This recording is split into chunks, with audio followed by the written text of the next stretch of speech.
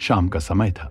Allahabad central jail के सामने छतनार बरगद के पेड़ के नीचे दो सिपाही बैठे हुए थे। किशोर वह कार्य सिंह जोर जोर से भाग पीस रहा था और यह कोशिश कर रहा था कि भट्टी के साथ सिल उठाए, और काला कलूटा रुस्तम खान धीरे धीरे अफीम घोलता था। दोनों के चेहरे चमक रहे थे और दोनों मुस्कुरा मुस्कुरा कर एक दूसरे की ओर देखते थे। कार्य सिंह ने कहा, आज अच्छे आदमी का मुंह देखा था। रुस्तम खान ने अफीम का एक घूंट पिया और मुंह बनाते हुए बोले, पता चल जाए तो मैं उस भगवान को डब्बे में बंद कर लूं और रोज दर्शन किया करूं। कार्य सिंह ने भाग का एक बड़ा सा गोला बनाया और उसे हाथों से तोलकर संतोष भरे स्वर में बोले, ऐसे दो एक आदमी रोज आते रहें तो क्यों परचूनी, ग्वाले और कोठी वाले की लताड़ सहनी पड़े। आज सेशन जज ने एक बहुचर्चित मुकदमे का फैसला सुनाया था और एक धनी परिवार की विधवा को 2 साल की सजा दी थी। पता नहीं मुकदमे की असलियत क्या थी। जनता की आवाज कुछ कहती थी, मुकदमे का फैसला कुछ। लेकिन इसमें कोई शक नहीं कि कुछ हुस्न इश्क और ईर्ष्या और मन्नस्य का मामला था। जेलदारों का वार्डन और डॉक्टर फूले नहीं समा रहे थे। आज उनके हाथ एक सोने की चिड़िया लग गई थी। उसी के चरणों का प्रताप था कि आज कहीं भाग के गोले थे, कहीं अफीम की चुस्किया और कहीं उम्दा शराब के दौर। 3 दिन बीत गए। रात के 10 बजे का समय था। इलाहाबाद जेल के दरवाजे पर बिजली की लालटेन जल रही थी। कार्य सिंह और रुस्तम खान वर्दी पहने संगीने चढ़ाए पहरे पर थे। रुस्तम खान ने बंदूक पटक कर कहा, इस नौकरी से नाक में दम आ गया। यह मजे की मीठी नींद का समय है या खड़े खड़े कवायद करने का। कार्य सिंह का ध्यान किसी दूसरी तरफ था। कान में बात न पड़ी। अचानक रुस्तम खान के पास जाकर बहुत भेद भरे स्वर से बोले, यार तुमसे एक बात कहूं, पेट के हल्के तो नहीं हो, जान जोखिम में है। रुस्तम खान ने आश्वस्त करते हुए पूछा, क्या मुझ पर भी भरोसा नहीं है? आजमा कर देखो। कार्य सिंह को विश्वास हो गया। बोले, 3 दिन से रोज इसी समय जेल के अंदर से कोई मेरे पास कागज के टुकड़े फेंकता है। एक ठीकरे में लिपटा हुआ बस मेरे सामने ही आकर गिरता है और मजमून सबका एक। यह देखो। रुस्तम खान ने आश्चर्य मिश्रित उत्सुकता के साथ टुकड़ों को लिया और बहुत धीरे धीरे पढ़ने लगा। ठाकुर कार्य सिंह को हरनाम देवी का बहुत बहुत प्यार। यदि 20,000 नकद, 5,000 के गहने और एक प्यार भरा दिल लेना हो तो मुझे यहां से किसी तरह निकालो। बस जिंदगी की आस तुम्ही से है। रुस्तम खान को ईर्ष्या हुई, या कोई ऐसा गबरू जवान तो है नहीं। हाँ, रंग जरा साफ और बदन सुडौल है। बोले, यार तुम्हारा भाग्य तो जागता हुआ नजर आता है। कार्य सिंह ने उत्साह से कहा, जागेंगे तो हम दोनों के नसीब साथ ही जागेंगे। रुस्तम खान ने सच्ची सहानुभूति और उत्साहवर्धक दृष्टि से देखा। ईर्ष्या ना रही। बोले, मुझे तुमसे यही उम्मीद है। मैं तुम्हारे साथ जान देने को तैयार हूं। दोनों दोस्त आपस में फुसफुसाने लगे। उन टुकड़ों के संबंध में जो संदेह पैदा हो सकते थे वे पैदा हुए। कोई छल कपट तो नहीं है? शायद किसी दुश्मन की शरारत हो, किसी बुरा चाहने वाले ने जाल बिछाया हो। लेकिन औरत का क्या भरोसा? कहीं धोखा दे तो अपना काम निकालकर धता बता दे। उसे ऐसे सैकड़ों आदमी मिल सकते हैं, फिर उसे नाम कैसे पता चला? जरूर किसी धोखेबाज की शरारत है। लेकिन रुस्तम खान ने अपने जबरदस्त तर्कों से सारे संदेह दूर कर दिए। धोखा फरेब कुछ नहीं, उसका दिल तुम पर आ गया है। तुम्हारे जैसा सजीला जवान पूरी दुनिया में नहीं है। चाहे शर्त लगा लो, कोई बात नहीं है। उसकी निगाह तुम पर पड़ी और रीझ गई। और नाम का क्या, किसी से पूछ लिया होगा। खूबसूरत औरत है, लाखों का कारोबार है, और यदि धता ही बता दे 2-4 महीने तो उसके साथ रहने का क्या मजा लूटोगे। इतने दिनों में तो मालामाल हो सकते हो, चाहे सोने की दीवारें बनवा लो। इस समय कार्य सिंह को रुस्तम खान एक अत्यंत अनुभवी, बुद्धिमान और प्यारा दोस्त लगता था। उसके सारे संदेह मिट गए। अटकते अटकते बोले, तो तुम्हारी यही सलाह है? रुस्तम खान ने दृढ़ता से कहा, हाँ। कार्य सिंह, कुछ आगा पीछा न करें। रुस्तम खान, आगा पीछा करके पछताओगे। मोती तो डूबने से ही मिलता है। ये बातें हो ही रही थीं कि दोनों सिपाहियों के सामने कागज में लिपटा हुआ एक ठीकरा आकर गिरा। रुस्तम खान ने दौड़कर उठा लिया। यह अफीम की तरंग हो या तरक्की न होने की निराशा, इस मामले में उसकी हैसियत एक सहयोगी और हमदर्द की होने पर भी उसका उत्साह और साहस असली हीरो से कई कदम आगे था। टुकड़ा खोलकर पढ़ने लगा, जवाब का इंतजार है। मैं यहां बगीचे में खड़ी हूं। बारूद में आग लग गई। धैर्य और चरित्र की दीवार तो कमजोर थी ही, लेकिन भय की मजबूत तथा ऊंची दीवार भी हिल गई। रुस्तम खान ने वह सवाल किया जिसका एक ही जवाब हो सकता था। अब कार्य सिंह ने डरते डरते कहा, मैं भी तुम्हारे साथ हूं।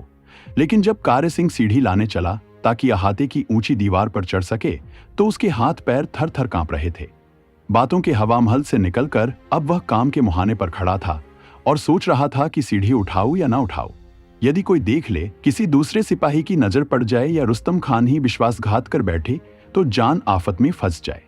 इस सोच विचार में उसे देर हुई तो रुस्तम खान लपके हुए आए और व्यंग्यात्मक स्वर में बोले, यहाँ खड़े खड़े सीढ़ी के नाम को रो रहे हो क्या?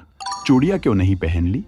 कार्य सिंह ने शर्मिंदगी से सिर झुकाकर उत्तर दिया, भाई यह काम मेरे बूते का नहीं, मैं क्या करूं? रुस्तम खान उन शी भरोसा करने वाले लोगों में था जो सिर झुकता है मगर तर्क देते नहीं थकते। बोला, अच्छा हटो, मैं ही ले जाता हूं। यह कहकर उसने एक लंबी सीढ़ी कंधे पर उठाई और लाकर उसे जेल की दीवार से सटाकर खड़ा कर दिया। अब कठिनाई का पहला और कठिन पग उठाना था। सीढ़ी पर चढ़कर अंदर कौन जाए? कार्य सिंह जानता था अगर मैंने जरा भी संकोच किया तो रुस्तम खान सीढ़ी पर चढ़ जाएगा और सहरा भी उसी के सिर होगा। जो भेदी था वह शत्रु बन जाएगा। रुस्तम खान की जिंदा दिली ने उसे भी कुछ जोश दिलाया। सीढ़ी पर तो चढ़ा, परंतु इस तरह मानो कोई सूली के तख्ते पर ली जाता। हर एक कदम के साथ दिल बैठा जाता था और बहुत मुश्किल से सीढ़ी के डंडों पर पैर जमते थे। अंतरात्मा की आवाज कभी की बंद हो चुकी थी, लेकिन दंड का भय बाकी था। इंसान मच्छर के डंक की उपेक्षा कर सकता है, लेकिन कौन है जो तेज भाले के सामने ढाल बन सके? कार्य सिंह पछताता था और अपने को कोसता था कि बेकार बैठे बिठाए अपनी जान आफत में डाल दी। पता नहीं सुबह को क्या गुल खिलेंगे। और यह अवश्यंभावी था कि यदि रुस्तम खान नीचे न खड़ा होता तो वह कुशलतापूर्वक नीचे उतर आने के लिए देवताओं की मनौतियां मानता। इस तरह मचलते और हिचकते हुए उसने आधा रास्ता पार कर लिया। आधा रास्ता पार करने के बाद कार्य सिंह को एक प्रकार की स्फूर्ति अनुभव हुई। स्फूर्ति क्या थी? संतोष का सहारा था। उसने तेजी से पैर उठाए और बात की बात में जेल की दीवार पर जा पहुंचा। वहां पहुंचते ही उसने दूसरी ओर निगाह दौड़ाई और उसके मन में गुदगुदी सी होने लगी। एक ओट में खड़ी हरनाम देवी अपनी ओर बुला रही थी। यह लिखना कि किस तरह कार्य सिंह अपने साफे को सीढ़ी के एक डंडे से बांधकर नीचे उतर गया और वहां उस रूपसी ने उससे क्या प्यार मोहब्बत की बातें की, आपस में क्या क्या वादे हुए और फिर किस प्रकार वह उसे दीवार के ऊपर लाया। ये एक लंबा किस्सा है। ये लिखना पर्याप्त है कि कार्य सिंह ने वही किया जो एक मनचला आशिक ऐसी हालत में कर सकता था। हरनाम देवी को कदकाठी भरपूर मिली थी और जब कार्य सिंह ने मैदान जीतने के लिए उसे अपनी पीठ पर लादा था तो उसकी कमर टूटी जाती थी। रूपसी ने ऐसे अंदाज से आसन जमाया था मानो घोड़े की सवारी ही कर रही हो, मगर कार्य सिंह ने ये सब मुसीबतें भी हंसते हंसते झेल ली। ये सब प्यार की देन है। शिकायत का एक शब्द भी मुंह पर ना आया। हाँ, अपने दिल से मजबूर था। इस तरह जब घंटे भर की मशक्कत के बाद फिर रुस्तम खान के पास आया तो उसकी सांस फूल रही थी और सारा शरीर पसीना पसीना हो रहा था। रुस्तम खान ने उसे गोद में उठा लिया और हरनाम देवी से बहुत आदरपूर्वक कहा, बाई जी, इस गुलाम का भी ख्याल रहे, समय बहुत मूल्यवान था। हरनाम देवी बरगद की ओट में खड़ी हो गई। दोनों सिपाहियों ने झटपट वर्दी उतार फेंकी और तब रुस्तम खान ने दूसरे सिपाही को जगाकर पहरा बदला। वह एक पहाड़ी था, बहुत गुर्राया कि 12 नहीं बजे, अभी से तंग करने लगे, लेकिन रुस्तम खान की खुशामद दरामद ने उसे ठंडा कर दिया। इधर वह पहरे पर आया, उधर वे तीनों आदमी शहर की ओर चल दिए। हरनाम देवी ने सब्जी मंडी का पता दिया था। आगे आगे कंधे पर बंदूक रखे रुस्तम खान गर्व में फूले चले जाते थे मानो कोई मोर्चा ही जीत कर आए हों। बीच में हरनाम देवी थी, शर्मीली और छोई मुई सी। कार्य सिंह सबसे पीछे थे, मौन, चिंतित और भयभीत। कदम कदम पर खटका होता था कि कहीं पीछे सिपाहियों की पलटन तो नहीं चली आ रही है। इस तरह लगभग आधा मील चलने के बाद पक्की सड़क मिली। हरनाम देवी एक ठंडी सांस लेकर बैठ गई और बोली कि अब मुझसे चला नहीं जाता, मेरे पांव मन मन भर के हो गए, एक इक्का लाओ। रुस्तम खान बहुत शर्मिंदा हुए कि यह प्रस्ताव उनकी ओर से आना चाहिए था। अपनी गलती पर बहुत पछताए और तब कार्य सिंह को बंदूक सौंपकर इक्के की तलाश में चले। आधी रात थी, चांदनी छिटकी हुई, जमीन पर आंखें लुभाने वाली घास की चादर, पेड़ की शीतल छाया, फूलों से सजी हुई संपूर्ण प्रकृति आनंद के सुरीले गान से सम्मोहित हो रही थी। यह स्वाभाविक था कि कार्य सिंह के दिल में प्यार के विचारों का तूफान उठ खड़ा हो। हरनाम देवी ने एक लुभावनी अदा से उसके दोनों हाथ पकड़ लिए और बोली, ये बहुत शरारत करते हैं, मैं इन्हें बांध दूंगी। कार्य सिंह को मटके भर भाग का नशा था, दिल जुल्फों में उलझ चुका था, गर्दन में वफा की रस्सी पड़ी हुई थी। सारा साफा खत्म हो गया। हरनाम देवी फंदे लगाते लगाते थक गई, लेकिन वह अपनी मस्ती की तरंग में इन रसीली अदाओं की बहार लूटता रहा। तभी उसकी आंखों के सामने से भ्रम का पर्दा हटा। हरनाम देवी ने साड़ी उतार फेंकी और उसके बदले एक गठीला, बड़ी बड़ी मूंछों वाला जवान हाथ में बंदूक ली खड़ा दिखाई दिया। एक 5 हाथ की साड़ी आदमी को कितना धोखा दे सकती है। कारे सिंह ने पैर पटक कर कहा, अरे घासीराम। इसी बीच रुस्तम खान इक्का लाते हुए दिखाई दिए। घासीराम ने वह साड़ी उठाकर कारे सिंह को ओढ़ा दी और बोला, ये तुम्हारी हरनाम देवी तुम्हारे हवाले है, इसके बदले में ये बंदूक मुझे दे दो। अब मैं चलता हूँ, मेरी गलती माफ करना। कारे सिंह ने चीख पुकार मचाई, लेकिन घासीराम गायब हो चुका था। रुस्तम खान पर इस घटना का जो कुछ असर हुआ वह कहने की बात नहीं। आशाओं से भरे हुए सुहाने स्वप्न टूट गए।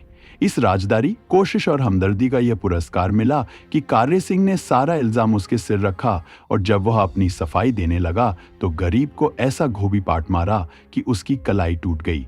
उसी रात को शहर में 2 सशस्त्र डाके पड़े।